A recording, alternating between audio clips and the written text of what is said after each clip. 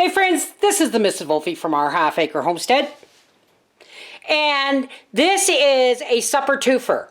I have a nice big package of hamburger and I'm going to make meatloaf for supper and meatloaf for the freezer. Let's get started.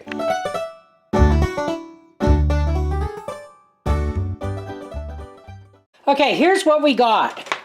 We should have bought more. This was only $9. I have more hamburger I'm going to work with tomorrow. But today, I have some toasted leftover hot dog buns, 2 stale hot dog buns, 3 eggs. Let's get these all broken up. You know what? I'm going to put these in the blender. I'll be right back. Here we have 4 stale ground hot dog buns. And let's just see. Some of this meat is frozen. I'm going to say this is 5 pounds of ground beef. And it says it's lean. Oh, this is, you know why? It says pork blend. Well, the buggers. This is beef and pork blend. Whoa, that was awful small printing. All right, now I gotta wash my hands. Now let's start. I gotta make sure this is easily to break up because it's frozen in spots. My fridge shouldn't be that cold. Slightly frozen. I should have checked before I dumped it in the bowl. I gotta strain my potatoes and carrots so that they'll be dry enough to go into the roasting pan here. Not roasting pan, Dutch oven. In go the onion.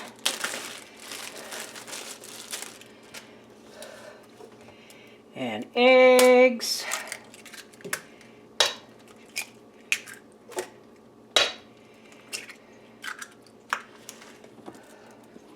And about a cup, half a cup to a cup of ketchup. Now, if you were going to do this with fresh potatoes and carrots, folks, cook them a little bit first. Cook them a little bit first, okay? And here we go. I forgot some stuff here. Some Italian seasoning. Some Italian seasoning to go with the ketchup and stuff. And the last of this garlic.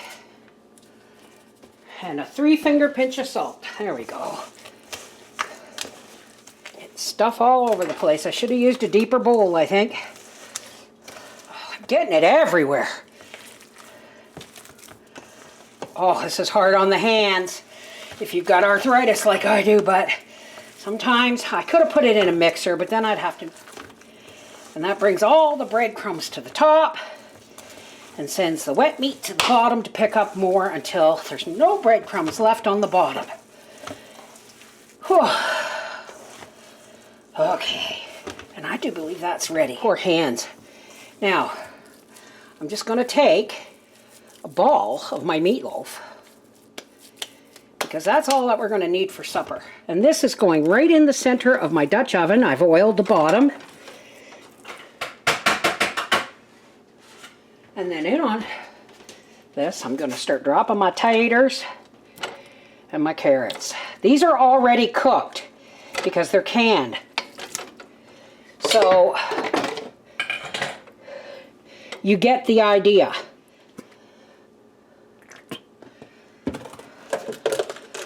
The last little bit of garlic powder around the carrots and potatoes. Italiano. Here we go. That's supper. I'm needing a bigger pan here. And this is going to cook alongside supper. And then it's going to be divided into 3 loaves and then frozen for crock pot meals. Okay? So, everything's going into the oven for about 45 minutes to an hour at 350. Alrighty. There is our meatloaf and potatoes and carrots. And here is our meatloaf that I'm going to cut up Once it cools, I'm going to cut this into 3 pieces and freeze them for crock-pot meals. How hungry are you, dear? He says he's very hungry. So 2 slices of meatloaf. Lovely. Yes, you just heard me lick my finger.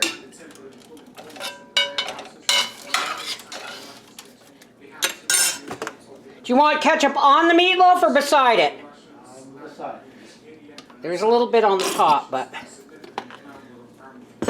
now, where'd the pepper go? All right.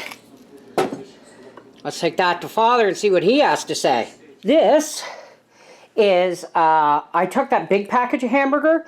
Do you know it's not beef, it's pork beef mixed? I didn't know that. No, so I made a great big meatloaf that I'm going to cut up in 3 and vacuum seal and freeze.